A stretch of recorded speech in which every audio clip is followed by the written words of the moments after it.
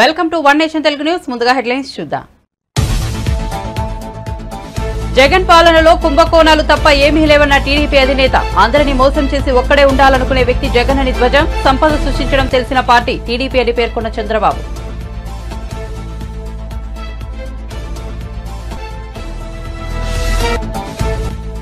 జగన్ పై దాడి కేసులో బోండా ఉమ భారీ మూల్యం చెల్లించుకోక తప్పదన్న వెల్లంపల్లి.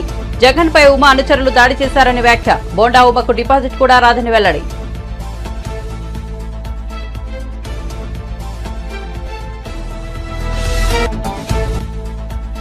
ఇరవై మంది ఎమ్మెల్యేలు టచ్ లో ఉన్నారన్న కేసీఆర్ వ్యాఖ్యలపై స్పందించిన రేవంత్ రెడ్డి. ఏం చూసి ఇతర పార్టీల నేతలు బీఆర్ఎస్ లోకి వెళ్తారని ఎద్దేవా.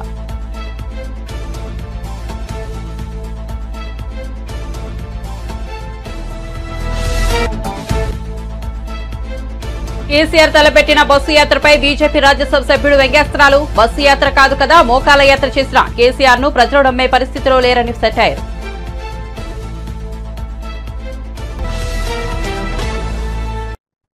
ఇక వార్త వివరాల్లోకి వెళ్తే, చంద్రబాబు నాయుడు తన పుట్టినరోజు సందర్భంగా గూడూరులో మహిళలతో ముఖాముఖి కార్యక్రమాన్ని నిర్వహించారు. ఈ సందర్భంగా ఆయన మాట్లాడుతూ ఏపీని పేదరికం లేని రాష్ట్రంగా మార్చేందుకు కృషి చేస్తానని అన్నారు. జగన్ పాలనలో కుంభకోణాలు తప్ప ఏమీ లేవన్నారు. స్కామ్లు జరిగితే ప్రజలంతా బానిసలుగా ఉండాల్సి వస్తుందని పేర్కొన్నారు. అందరినీ మోసం చేసి ఒక్కడే ఉండాలనుకునే వ్యక్తి జగన్ అని విమర్శించారు. దీపం పథకం కింద వంట గ్యాస్ ఇస్తే దాన్ని ఆర్పేశారని దుయ్యబట్టారు. సంపద సృష్టించడం తెలిసిన పార్టీ టీడీపీ అని చంద్రబాబు చెప్పుకొచ్చారు. నేను రూపాయి రివాల్వింగ్ ఫండ్ ఇచ్చా, అది కార్పస్ తయారు చేశాం. పసుపు కుంకుమ ద్వారా 10,000 రూపాయలు ఒక్కొక్క మహిళకు ఆర్థిక సహాయం చేసిన పార్టీ తెలుగుదేశం పార్టీ.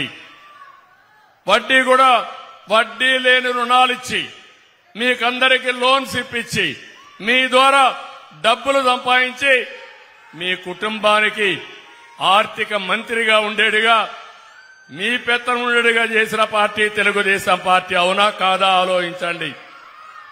ఇలాంటి 1-2 కాదు, నేను చాలా కార్యక్రమాలు శ్రీకారం చుట్టా. అప్పట్లయితే ఇదే మరి పెద్ద పెద్ద మీటింగ్లు పెట్టేవాడిని, మీలో చైతన్యం తీసుకొచ్చేవాడిని. తద్వారా ఈరోజు చూస్తే మహిళలు బ్రహ్మాండంగా ముందుకు పోయే పరిస్థితికి వచ్చారు. నేను ఆ రోజు ఒక పని చేశాను. ఒక నిర్ణయం జీవితాల్లో ఎంత మార్పు తీసుకొస్తుందో ఇక్కడుండే ఆడపిల్లలే సాక్ష్యం. నేను ఆ రోజు ఉద్యోగాల్లో కాలేజీల్లో 33% రిజర్వేషన్లు పెట్టారు. నాకు మగపిల్లలు ఒక మాట అడిగారు, సార్ మీరంతా 33% పెట్టారు, మెరిట్లో ఎక్కువ వస్తారు, 2 కలిపితే 60% ఆడబిడ్డలే వస్తారు, మేము 40% కుదించిపోతున్నాం, ఏమంటారంటే నేను మాట చెప్పాను. అయ్యా, ఇన్ని రోజులు మీరు బాగా చదువుకున్నారు, మీరే పెత్తనం చేశారు, కొన్ని రోజులు మా హవా ఆడబిడ్డలకు వదిలిపెడదాం, ఆడబిడ్డలు చేయగలుగుతారని చెప్పి 33% ఉద్యోగాల్లో 33% కాలేజ్ సీట్లలో రిజర్వేషన్లు పెట్టానా లేదా? అది పెడితే ఆడబిడ్డలు బ్రహ్మాండంగా చదువుకున్నారు. ఒకప్పుడు వరకట్నం ఉండేది. ఆడబిడ్డ పెళ్లి చేయాలంటే తల్లిదండ్రులకు పెద్ద సమస్య, ఎంత డబ్బులు ఇవ్వాలో తెలియదు. ఈ రోజు నేను చెప్తున్నా, నేను ఒక్క నిర్ణయం తీసుకుంటే రివర్స్ కట్నం వచ్చింది. మా ఆడబిడ్డలు మగబిడ్డల దగ్గర డబ్బులు డిమాండ్ చేసే పరిస్థితికి వచ్చారు మీ తల్లిదండ్రులు. అవునా కాదా ఒక్కసారి గుర్తు చేసుకోండి. అవునంటే చేలిపైకి ఎత్తండి. ఈ రోజు ఐటీలు నేను చూస్తే కొన్ని దిక్కలు నేను మాట్లాడుతున్నా, అప్పుడప్పుడు మాట్లాడుతూ ఉంటే ఒక మాట అడుగుతున్నా. భార్య భర్త ఇద్దరు ఐటీ ప్రొఫెషనల్స్ వస్తారు. ఏమయ్యా నీకెంత జీతం వస్తుందంటే అతను 50,000 వస్తుందంటాడు. ఏమమ్మా నీకెంత వస్తుందంటే నాకు 75,000 వస్తుంది సార్ అంటారు. అంటే మగవాళ్ళ కంటే ఎక్కువ డబ్బులు సంపాదించే తెలివితేటలు నా ఆడబిడ్డలకు ఉన్నాయంటే అది తెలుగుదేశం పార్టీ చూపించిన చొరవ. అవునా కాదా అని అడుగుతున్నా. అందుకే ఇంకొక పక్క మీరందరూ గుర్తుపెట్టుకోవాలి, ఒకప్పుడు తెలంగాణకు ఇంకా తానే ముఖ్యమంత్రిని బీఆర్ఎస్ అధినేత కేసీఆర్ అనుకుంటున్నారని సీఎం రేవంత్ రెడ్డి ఎద్దేవా చేశారు. ఆయన మెదక్ లోక్సభ నియోజకవర్గంలో నీలంబాదుకు మద్దతుగా ఎన్నికల ప్రచారం నిర్వహించారు. ఈ సందర్భంగా ముఖ్యమంత్రి మాట్లాడుతూ లోక్సభ ఎన్నికల తర్వాత బీఆర్ఎస్ దుకాణం బంద్ కావడం ఖాయమని వ్యాఖ్యానించారు. ఇందిరమ్మ రాజ్యం కావాలంటే మెదక్ నుంచి నీలంబాదు గెలవాలన్నారు. తనతో 20 మంది ఎమ్మెల్యేలు టచ్ లో ఉన్నారన్న కేసీఆర్ వ్యాఖ్యలపై రేవంత్ రెడ్డి స్పందించారు. అసలు ఏం చూసి ఇతర పార్టీల నేతలు బీఆర్ఎస్ లోకి వెళ్తారని ఎద్దేవా చేశారు. కాంగ్రెస్ పార్టీ కష్టాల్లో ఉన్నప్పుడు మెదక్ ప్రజలు ఇందిరమ్మకు గెలిపించారని గుర్తు చేశారు. హైదరాబాద్ కు ఇందిరమ్మ అనే పరిశ్రమను ఇచ్చారన్నారు. అందుకే దేశం నలుమూలల నుంచి హైదరాబాద్ వచ్చి ఎంతో మంది బతుకుతున్నట్లు చెప్పారు. పార్టీ నాయకులు, మండల పార్టీ నాయకులు, గ్రామ శాఖ అధ్యక్షులు, ప్రాణ సమానులైన కాంగ్రెస్ పార్టీ కార్యకర్తలందరూ వేలాదిగా, ముఖ్యంగా మా ఆడబిడ్డలు ఎర్రటెండకు మండు టెండలో మాడ బగులుతున్నా నీలం మధును ఆశీర్వాదాన్ని చేసిన మా ఆడబిడ్డలందరికీ కూడా మనస్ఫూర్తిగా ధన్యవాదాలు, అభినందనలు తెలియజేస్తున్నా. మిత్రులారా, ఈ మెదక్ గడ్డ మీద ఈ ఛత్రపతి శివాజీ సాక్షిగా శాసనసభ ఎన్నికలలో అని చెప్పి ఇప్పించింది కాబట్టి ఇందిరమ్మ ఈ దేశానికి ప్రధానమంత్రి అయింది. మెదక్ జిల్లాకు వేలాది పరిశ్రమలు వచ్చినాయి, లక్షలాది ఉద్యోగాలు వచ్చినాయి. ఈ ప్రాంతం అభివృద్ధి పదం వైపు నడిచింది. కానీ నరేంద్ర మోడీ ప్రధానమంత్రిగా, కల్వకుంట్ల చంద్రశేఖరరావు ముఖ్యమంత్రిగా మనకు ఏకాన ఇచ్చింది లేదు, ఈ ప్రాంతాన్ని అభివృద్ధి చేసింది లేదు. అందుకే మిత్రులారా, ఇవాళ చంద్రశేఖరరావు పని అయిపోయింది, ఆయన లేవలేకుండా పడ్డాడు. కార్ఖానకు పోయింది, ఇక తూకాణం బంద్ అయింది. తుక్కు కింద దాన్ని తూకం పెట్టి అమ్మాల్సిందే. ఇవాళ గజ్వేల్ ఫామ్ హౌస్ ముందర ఒక పిల్లగాడు తిరుగుతున్నాడు, నేను చూసిన. వాడు ఒకటే స్లోగన్ ఎత్తుకున్నాడు, పాత సామాన్లు కొంటాం, పాత సామాన్లు కొంటామని. నేను ఎవరినో పంపించి అడిగిన, ఏంద్రవాడు అన్నే తిరుగుతుండంటే, కారు షెడ్డుకు పోయింది కదా, ఖరాబ్ అయింది కదా, ఇక తూకం కింద పాత సామాన్ల కింద ఆ కారు కొనుక్కుంటే ఆ గిల్లలు పయ్యలు పిల్లలు ఆడుకోనికి వనుకొస్తాయని అంటున్నాడు.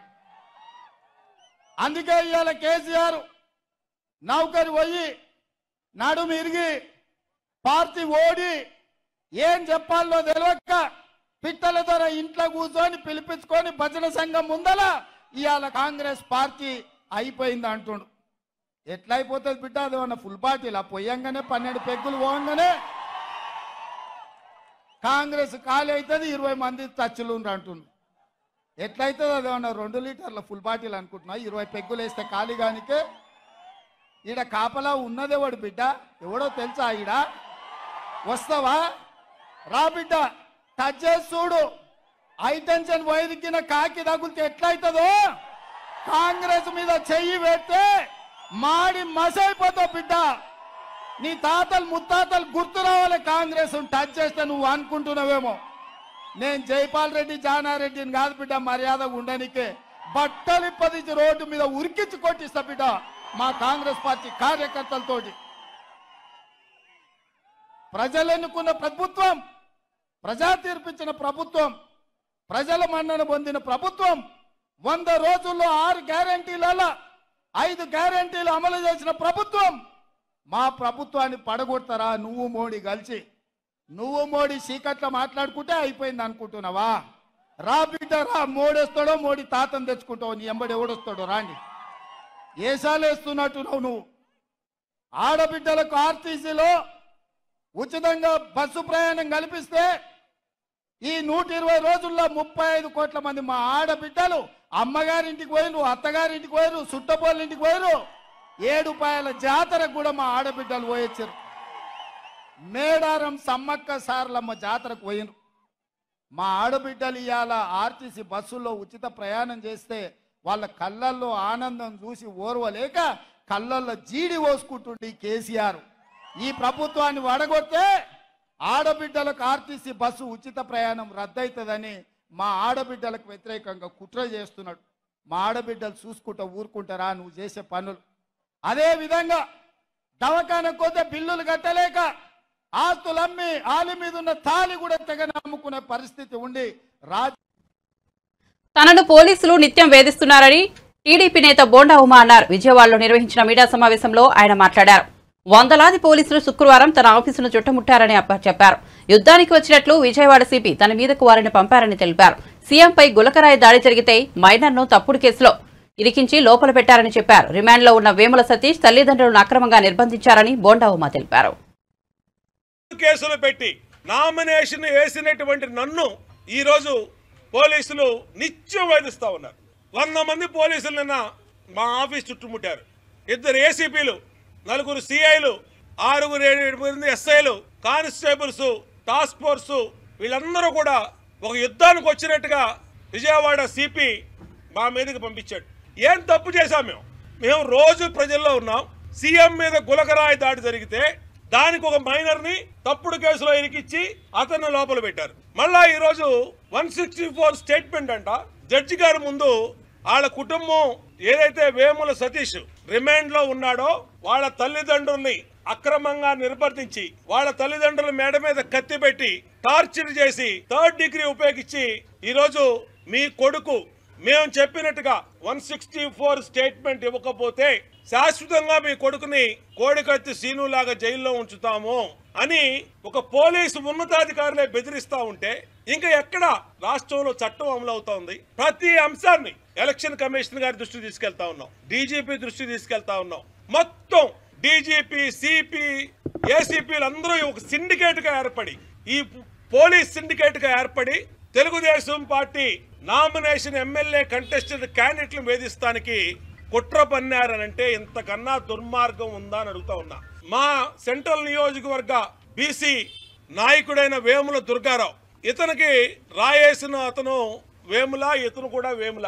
ఏ సంబంధం లేనటువంటి ఇతను తీసుకుని వెళ్ళి 6 రోజులైంది, ఎక్కడున్నాడో తెలియదు. కోర్టుకు బెటరు, రిమాండ్ చూపించరు. ఎవరో కాకినాడ నుంచి ఏసీపీ హనుమంతరావుని పిలిపించారు. రమణమూర్తి అనే ఏసీపీని గుంటూరు నుంచి పిలిపించి చిత్రహింసలు దుర్గారావుని ఒప్పుకోమని, తప్పుడు కేసు ఒప్పుకోమని ఆడవాళ్లతో సహా పోలీస్ స్టేషన్ లో పెట్టి చిత్రహింసలు పెడుతున్నారంటే అసలు ఈ రాష్ట్రంలో చట్టం అమలవుతుందా?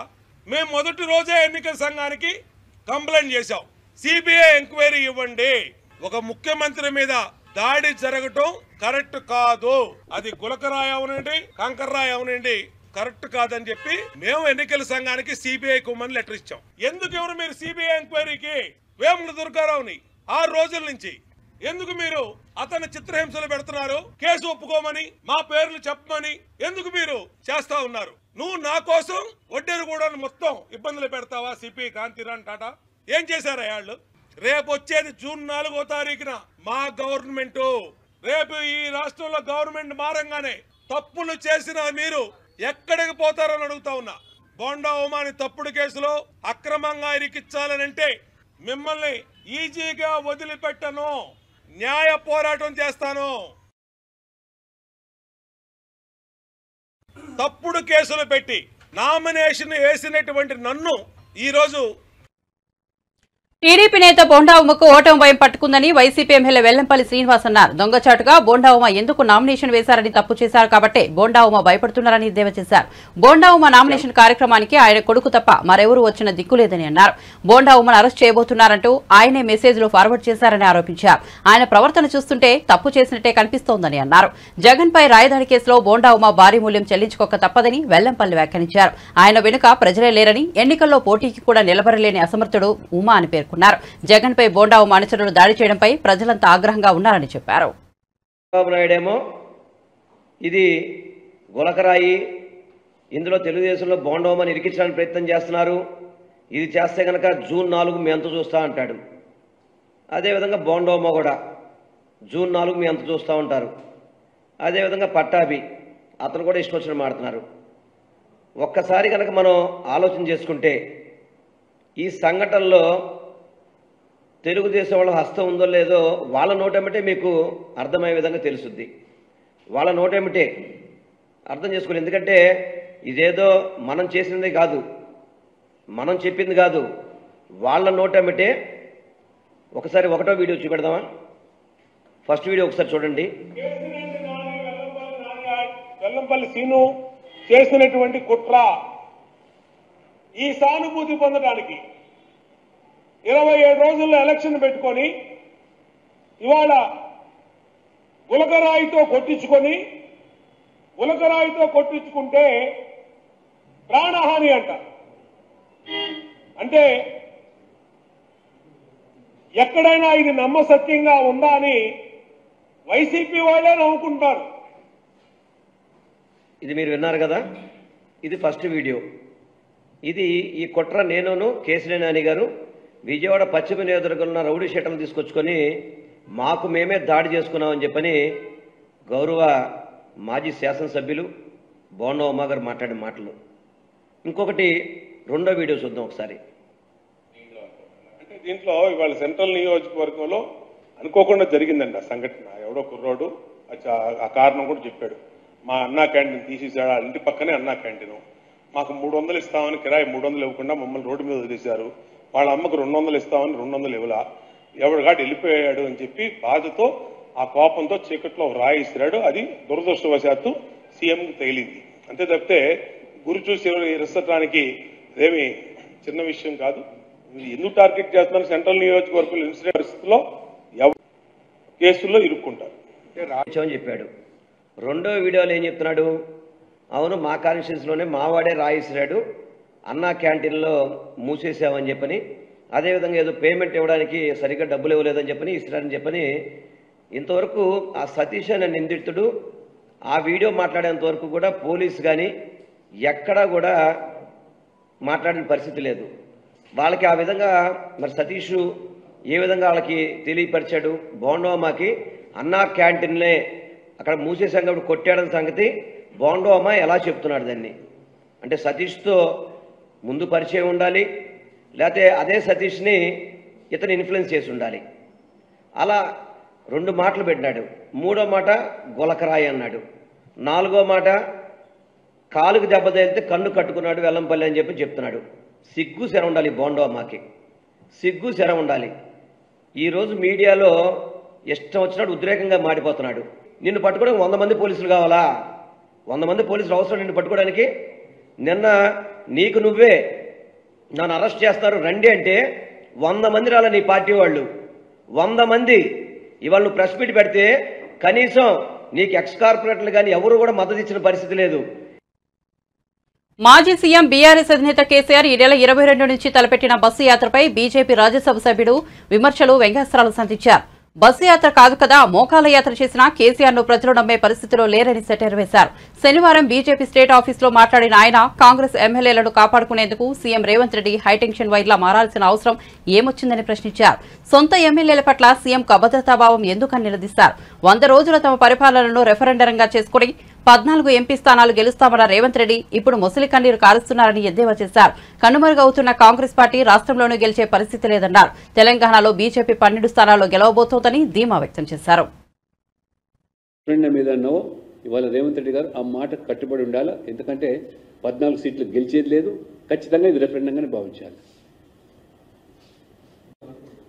నేను అందుకే చెప్తాను, ఇద్దరు కవల పిల్లలు ఇవాళ రేవంత్ రెడ్డి గారు లేదా కేసీఆర్ గారు పోటీపడి పత్రికల్లో లేదా మీడియా ఈ యొక్క ఎలక్ట్రానిక్ మాధ్యమాల్లో స్పేస్ కోసం పోటీపడి ఒకరి మీద ఒకరు డూప్ ఫైటింగ్, మ్యాచ్ ఫిక్సింగ్లో భాగంగా చేస్తున్న తప్పితే వాళ్ళకి తెలుసు అందరం కలిస్తే కానీ మోదీ గారిని ఎదుర్కోలేమని. ఇవాళ కాకుండా రేపు ఖచ్చితంగా కేసీఆర్ గారు ఈ విపక్ష కూటమిలో చేరడం ఖాయం. ఈ విపక్ష కూటమి అంటే అవినీతి పార్టీ నాయకులు, ఈ కుటుంబ పార్టీలు, కుల పార్టీలు, ఇవందరూ కూడా ఒక వేదికగా వాళ్ళ అవినీతి కప్పుపుచ్చుకునే దానికి ఏకమైన పార్టీలు. కాబట్టి అందులో కేసీఆర్ కూడా పెద్దన్న పాత్ర పోషిస్తారు.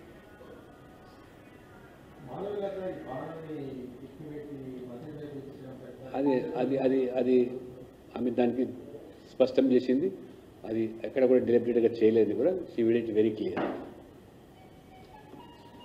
బీజేపీకి ఫర్ ఇన్ఫర్మేషన్ చెప్తున్నాను, ఇవాళ మీరు ఉత్తరప్రదేశ్ లాంటి రాష్ట్రాల్లో కూడా పస్మందా ముస్లిమ్స్ పేరు మీద ముస్లింల నుండి వెనుకబడ్డ వర్గాలు సైతం కూడా పెద్ద ఎత్తున ఇవాళ బీజేపీకి మద్దతు తెలుపుతున్నారు. బీజేపీని ఇవాళ అనుకూలంగా వారు ఓటు వేస్తూ ఉన్నారు. కాబట్టి ఇవాళ ముస్లింలు కూడా ప్రధానమంత్రి మీరు చూస్తూ ఉన్నారు స్వయంగా ఏ రకంగా ఇవాళ మైనారిటీస్, ముస్లిమ్స్, క్రిస్టియన్స్ డామినేటెడ్ స్టేట్స్లో, క్రిస్టియన్ డామినేటెడ్ స్టేట్స్లో, నార్త్ ఈస్ట్లో కూడా బీజేపీ ఇవాళ 6 రాష్ట్రాల్లో అధికారులు ఉన్నాం. ఇవాళ హయ్యెస్ట్ సీట్స్ కూడా ఆ నార్త్ ఈస్ట్లో బీజేపీ సాధించబోతుంది. We are in power in 6 states out of 8. Agenda ఒకటి అభివృద్ధి.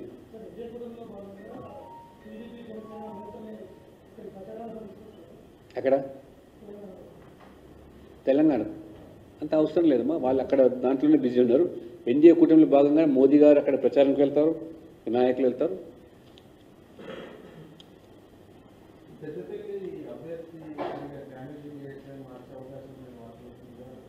వార్తలు వస్తున్నాయి, మేము వింటున్నాం మీ మాదిరి.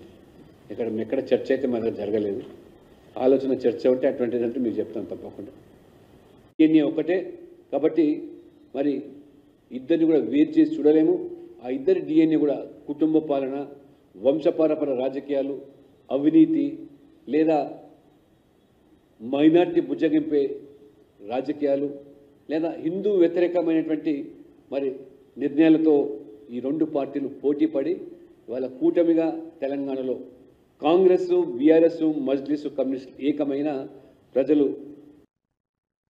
కృష్ణా జలాల విషయంలో కాంగ్రెస్ ప్రభుత్వం నిర్లక్ష్యంగా వ్యవహరిస్తున్నదని మరోమారు స్పష్టమైందని మాజీ మంత్రి సూర్యాపేట ఎమ్మెల్యే జగదీష్ రెడ్డి అన్నారు. శుక్రవారం సూర్యాపేట జిల్లా కేంద్రంలో ఆయన మీడియాతో మాట్లాడుతూ ఉమ్మడి నల్గొండ జిల్లా దాహార్తిని తీర్చడంతో పాటు ఆపత్కాలంలో విద్యుత్ అవసరాన్ని తీర్చే టెయిల్ పాండ్ నీటిని ఏపీ అడ్డదారుల్లో ఖాళీ చేస్తుంటే ముఖ్యమంత్రి సహా జిల్లా మంత్రులకు సోయి లేకుండా పోయిందని ఆగ్రహం వ్యక్తం చేశారు. ప్రభుత్వ నిర్వాహకంతో నల్గొండ జిల్లా మరోసారి ఫ్లోరైడ్ రక్కసికి బలయ్యే ప్రమాదం ఉందని ఆందోళన వ్యక్తం చేశారు. సాగునీళ్ళు ఇచ్చే విషయంలో చివరికి తాగునీళ్ల విషయంలో కూడా ఏ రకంగా సోయి లేకుండా ప్రవర్తిస్తుందో మరొకసారి దానికి ప్రత్యక్ష ఉదాహరణ నాగార్జునసాగర్ టేల్ పాండ్. గత 10 సంవత్సరాలుగా ఏ క్షణం చూసినా నిండుగా ఉండే టేల్ పాండ్ మన విద్యుత్ అవసరాలను తీర్చేది, ప్రత్యేకించి నల్లగొండ జిల్లా మొత్తానికి తాగునీటి అవసరాలను తీర్చే టేల్ పాండ్ ఇవాళ 4 రోజుల్లోనే ఖాళీ అయింది, అక్రమంగా చోరీకి గురైంది. ఆంధ్రప్రదేశ్ ఎటువంటి అనుమతులు లేకుండా, ఎటువంటి చర్చలు లేకుండా, ఎవరికి మూడో కట్టి తెలియకుండా దొంగతనంగా నీళ్లు తీసుకుపోయి ఖాళీ చేస్తే తెలంగాణ ముఖ్యమంత్రికి, తెలంగాణ మంత్రులకు, నల్గొండ జిల్లా మంత్రులకు, ఎమ్మెల్యేలకు సోయే లేదు. రేపు నల్గొండ జిల్లా మరొకసారి 2014 పూర్వ పరిస్థితి పోయే ప్రమాదం వచ్చింది. ఈ జిల్లాలో వీళ్ళు ఏదైతే మేము మార్పు తెస్తారన్నారో తప్పకుండా మళ్లీ ఫ్లోరింగ్ కి ఈ జిల్లాను అప్పచెప్పే ప్రమాదం తెస్తున్నారు. ఫ్లోరింగ్ మహమ్మారికి ప్రజలు తప్పని పరిస్థితులలో మళ్లీ భూగర్భ జలాల మీద ఆధారపడితే, బోర్ల మీద ఆధారపడితే వచ్చేది ఫ్లోరోసిస్ తప్ప మనుషులు కావు. వీళ్ళు చేసిన దుర్మార్గాన్ని కేసీఆర్ గారు వెంటబడి తరిమి 6 ఏళ్లలోనే ఫ్లోరోసిస్ ని మాయం చేసేదానికి ఇవాళ మిషన్ భగీరథ ద్వారా చిట్యాల టేల్ పాండ్ నుంచే మనం నీళ్లు ఇచ్చినాం. గత 5 సంవత్సరాలుగా ఇవాళ అందులో చుక్క నీళ్లు లేని పరిస్థితి తీసుకొచ్చిండ్రు. మంత్రులకు కనీస సోయి లేదు, సాగునీళ్లు ఇవ్వలేకపోయినారు, లక్షలాది ఎకరాలను ఎండబెట్టి రైతాంగం కొట్టగొట్టిండ్రు. ఇవాళ తాగునీళ్లు కూడా ఇవ్వకుండా నల్గొండ జిల్లా గొంతులు ఎండే పరిస్థితి తీసుకొచ్చిండ్రు, గొంతులు ఎండబెట్టే పరిస్థితి తీసుకొచ్చిండ్రు. ఇంత మించిన దుర్మార్గం ఇంకొకటి లేదు. ఒక ప్రభుత్వం అనేది ఇంత సోయి లేకుండా, ఇంత నిర్లక్ష్యంగా ఉండడం అనేది ఒక సిగ్గుచేటు. గతంలో సమైక్యాంధ్ర ప్రభుత్వాలు కూడా ఇంత దరిద్రంగా లేకుండే, కానీ వాళ్ళ వచ్చిన ఆ సమైక్యాంధ్ర నాయకుల తొత్తు ప్రభుత్వం ఇది. వాళ్ళ యజమానులకు సంతోషం కలిగించే పద్ధతుల్లో వీళ్ళ ప్రవర్తన కనబడుతుంది. జిల్లాలో ఓట్లేసి గెలిపించిన ప్రజలు వీళ్ళకి కనబడతలేరు. వీళ్ళకి ఆనాడు బీఫామ్లు ఇచ్చిన బాసులే మళ్లీ గుర్తొస్తున్నట్టున్నారు. ఇంత దుర్మార్గంగా ప్రవర్తిస్తున్నారు. ఇప్పుడు వెంటనే టేల్ పాండ్ లో నీళ్లు ఖాళీ అయిన దానికి బాధ్యులు ఎవరు, ఎందుకు జరిగిందో సమాధానం చెప్పాల్సిన బాధ్యత ప్రభుత్వం పైన ఉంది, ముఖ్యమంత్రి పైన, జిల్లా మంత్రుల పైన ఉంది. మరి వెంటనే తగు చర్యలు తీసుకుని జిల్లాలో ప్రజలు ఏదైతే భయభ్రాంతులకు గురవుతున్నారో మళ్లీ మనుషుల కొరకు మేము ఎక్కడికి పోవాలి, మళ్లీ 1000 ఫీట్ల లోతుకు పోయి ఫ్లోరోసిస్ వ్యాధిని మహమ్మారి తెచ్చుకుని తాగాలన్న బాధ, భయం మొదలైంది జిల్లా ప్రజల్లో. మరి వెంటనే చర్యలు తీసుకుని తగు చర్యలు తీసుకుని జిల్లా ప్రజలకు ధైర్యం ఇవ్వాల్సిన అవసరం. మన విద్యుత్ అవసరాలు కూడా ఎంతో. టీడీపీ అధినేత చంద్రబాబు యువనేత నారా లోకేష్ విద్వేషపూరిత వ్యాఖ్యలు చేస్తున్నారని, సాక్షాత్ ముఖ్యమంత్రిపైనే దాడి చేయమని ప్రోత్సహిస్తున్నారని వైసీపీ నాయకురాలు వాసిరెడ్డి పద్మ విమర్శించారు. కేసులుంటేనే పదవులు వస్తాయని లోకేష్ అంటున్నారని దుయ్యబట్టారు. టీడీపీ ఓటమి అంచనా ఉంది కాబట్టే దాడులకు తెగబడుతున్నారని అన్నారు. ఓటమి భయంతో టీడీపీ హత్య రాజకీయాలకు తెగబడుతోందని చెప్పారు. అభివృద్ధి అంటే ఏమిటో, ఎలా పాలించాలో చంద్రబాబుకు తెలుసా అని వాసిరెడ్డి పద్మ ప్రశ్నించారు. పాలన చేతనైతే 5 ఏళ్లలో ఎందుకు ఏమీ చేయలేకపోయారని అన్నారు. అధికారంలోకి వస్తే ఏం చేస్తారో కూడా చెప్పలేకపోతున్నారని, కూటమిని చూసి ఓట్లు వేయాలని అడుగుతున్నారని ఎద్దేవా చేశారు. చంద్రబాబు మాటలకు ప్రజల నుంచే కాకుండా టీడీపీ నేతల నుంచి కూడా స్పందన రావడం లేదని అన్నారు. బైకుతో గుద్ది చంపేసినటువంటి ఘటన నిన్న జరిగింది. ఆయన బ్రెయిన్ డెడ్ అయి చివరికి ఆసుపత్రిలో మృతి చెందారు. ఒంగోలు, చిత్తూరు, అన్నమయ్య జిల్లా, అరకు నిన్న జరిగినటువంటి వీళ్ళ తెలుగుదేశం పార్టీ రౌడీయిజం సంఘటనలు, ఎక్కడికక్కడ వైసీపీ నాయకులపైన, సానుభూతి పరులపైన చేస్తున్నటువంటి దాడులు చూస్తుంటే ఏ రకమైనటువంటి ఎజెండాతో వీళ్ళు వెళ్తున్నారనేటటువంటి అర్థమవుతోంది. ఏకంగా చంద్రబాబు నాయుడు గారు పబ్లిక్ మీటింగుల్లో ముఖ్యమంత్రి గారి పైన రాళ్లతో కొట్టండి, దున్నపోతు అనేటటువంటి మాటలు ఉపయోగించడం ఒక విద్వేషపూరితంగా. ఓ పక్కన లోకేష్, మరో పక్కన చంద్రబాబు, ఇద్దరు కూడా ముఖ్యమంత్రి గారి మీద ఒక దాడికి పురుకొల్పేటటువంటి విధంగా ప్రసంగాలు చేస్తా ఉన్నారు, రెచ్చగొడతా ఉన్నారు కార్యకర్తలని, వాళ్ళకి సంబంధించినటువంటి శ్రేణులని. అంతకు ముందే లోకేష్ చాలా స్వయంగా చెప్పాడు, మీ మీద ఎన్ని కేసులుంటే మీకు అంత ప్రమోషన్లు, మీకు అన్ని పదవులు అనేటటువంటిది. ఈ నేపథ్యంలో ఇవాళ జరుగుతున్నటువంటి దాడులను చూస్తే ఉద్దేశపూర్వకంగా ఒక భయోత్పాతం సృష్టించాలి అనేటటువంటి దానితోటి ఇవాళ వైసీపీకి సంబంధించినటువంటి బ్రహ్మరథం పడుతున్నటువంటి సందర్భంలో ఈ ప్రభుత్వానికి, ముఖ్యమంత్రి గారికి, జగన్మోహన్ రెడ్డి గారికి ప్రజలు బ్రహ్మరథం పడుతున్నటువంటి సందర్భంలో వైసీపీ నాయకులని దాడులు చేసి, హత్యా ప్రయత్నాలు చేసి నిలువరించాలి అనేటటువంటి ఒక దురుద్దేశం ఈ రోజున తెలుగుదేశం పార్టీ కార్యక్రమాలలో కనపడుతూ ఉంది. చాలా స్పష్టంగా ఇవాళ ఎవరైతే గెలవలేమనుకుంటారో, ఎవరైతే ఓటమి అంచున ఉన్నామని స్పష్టత వచ్చిందో వాళ్లే ఇట్లాంటి పిరికి పందల చర్యలకి పాల్పడతారు. దాడులకి పాల్పడుతున్నారు అంటే వాళ్ళు పారిపోతున్నారని అర్థం. ఇవాళ యుద్ధరంగం నుంచి సిద్ధమంటూ ఇవాళ వైసీపీ శ్రేణులు జగన్మోహన్ రెడ్డి గారి నాయకత్వంలో సిద్ధమంటూ తరలి వస్తుంటే, వేలాది లక్షలాది కోట్లాది జన సమూహాలు కదిలి వస్తూ ఉంటే, వీళ్ళు ఒక పక్కన కూటమి కట్టినా కూడా శక్తి సరిపోక, ఎదురు నిలబడలేక పారిపోతూ చివరికి రాళ్లు రువ్వటం, మారణాయుధాలు. వివేకానందరెడ్డి హత్య కేసులో సీబీఐ ఛార్జ్షీట్ లో చెప్పిన విషయాలను తాము మాట్లాడుతుంటే భావ ప్రకటన స్వేచ్ఛను హరించే విధంగా వైఎస్ఆర్సీపీ నాయకులు కోర్టుకు వెళ్లి గ్యాగ్ ఆర్డర్ తీసుకొచ్చారని ఏపీపీసీసీ అధ్యక్షురాలు, కడప ఎంపీ అభ్యర్థి వైఎస్ షర్మిల ఆగ్రహం వ్యక్తం చేశారు. జగన్ కు చిన్న రాయి తగిలితేనే హత్య అవుతామని చెప్పిన వారు 5 ఏళ్ల కిందట వివేకానందరెడ్డిని గొడ్డలితో నరికి చంపితే ఎందుకు గుండెపోటేగా ప్రచారం చేశారో జగన్మోహన్ రెడ్డి సమాధానం చెప్పాలని డిమాండ్ చేశారు. నిందితుడిగా ఉన్న అవినాష్ రెడ్డికి మళ్లీ ఎంపీ టికెట్ ఎలా ఇచ్చారో జగన్ సమాధానం చెప్పాలంటారు. కడప పార్లమెంటుకు కాంగ్రెస్ పార్టీ తరఫున షర్మిల నామినేషన్ దాఖలు చేశారు. లేక నేరం వైపు ఉన్నారా అని మేము ఏదైతే సిబిఐ ఛార్జ్ షీట్లో ఉందో ఆ విషయాలు మాత్రమే మాట్లాడడం జరుగుతుంది. ఏ విషయాలు ఛార్జ్ షీట్లో లేవో అవి మాకు కూడా తెలియని విషయాలు. మాకు ఇన్ని విషయాలు తెలుసు అంటే దానికి కారణం సిబిఐ సాక్ష్యాలు ఆధారాలతో ఇన్ని విషయాలు బయట పెట్టింది కాబట్టే మాకు ఈ విషయాలు తెలిసాయి. మేము మాట్లాడకూడదు అన్నట్టు గ్యాగ్ ఆర్డర్ తీసుకొచ్చారు. జగన్మోహన్ రెడ్డి గారికి ఒక చిన్న రాయి తగిలితే దానికి హత్యాయత్నం అని పెద్ద బ్యానర్ ఐటమ్గా వేసుకున్నారు. అంటే ఒక చిన్న రాయితో మిమ్మల్ని హత్య చేసేంత ప్రయత్నం జరిగింది అని మీరు చెప్తున్నారు. మరి చిన్న రాయితో కొడితేనే మీకు హత్యాయత్నంలా ఉంటే రాజశేఖర రెడ్డి గారి తమ్ముణ్ణి, వివేకానంద రెడ్డి గారిని, ప్రజానాయకుణ్ణి 7 సార్లు తల మీద గొడ్డలితో నరికి నరికి నరికి నరికి నరికి నరికి నరికి 7 సార్లు నరికితే మెదడు బయటకు వచ్చింది. కానీ అది మాత్రం సాక్షికి హార్ట్ అటాక్ లాగా ఎందుకు కనిపించిందో జగన్మోహన్ రెడ్డి గారు సమాధానం చెప్పాలి. అధికారంలోకి వచ్చిన తర్వాత సిబిఐ ఎంక్వైరీని ఎందుకు వద్దన్నారో జగన్మోహన్ రెడ్డి గారు ప్రజలకు సమాధానం చెప్పాలి. సిబిఐ దోషులు అని చేర్చిన అవినాష్ రెడ్డి గారిని ఎందుకు కాపాడుకుంటూ వస్తున్నారో, తన అధికారాన్ని కూడా దుర్వినియోగం చేస్తూ కర్నూలులో సిబిఐ అక్యూజ్డ్ని అరెస్ట్ చేయడానికి వస్తే తన పోలీసుల్నే, ప్రభుత్వ పోలీసుల్నే, రాష్ట్ర పోలీసుల్నే కంచెగా వేసి. బులెటిన్ ముగించే ముందు హెడ్లైన్స్ మరోసారి చూద్దాం. జగన్ పాలనలో కుంభకోణాలు తప్ప ఏమీ లేవన్న టీడీపీ అధినేత. అందరినీ మోసం చేసి ఒక్కడే ఉండాలనుకునే వ్యక్తి జగన్ అని ధ్వజం. సంపద సృష్టించడం తెలిసిన పార్టీ టీడీపీ అని పేర్కొన్న చంద్రబాబు.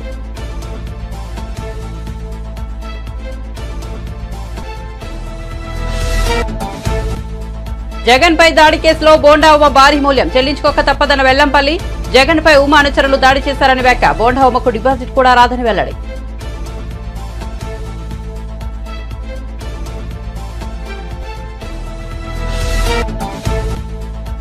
ఇరవై మంది ఎమ్మెల్యేలు టచ్ లో ఉన్నారన్న కేసీఆర్ వ్యాఖ్యలపై స్పందించిన రేవంత్ రెడ్డి. ఏం చూసి ఇతర పార్టీల నేతలు బీఆర్ఎస్ లోకి వెళ్తారని ఎద్దేవా.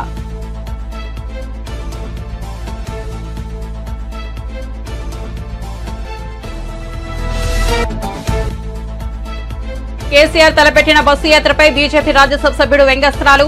బస్సు యాత్ర కాదు కదా, మోకాల యాత్ర చేసిన కేసీఆర్ ను ప్రజలు నమ్మే పరిస్థితిలో లేరని సెటైర్.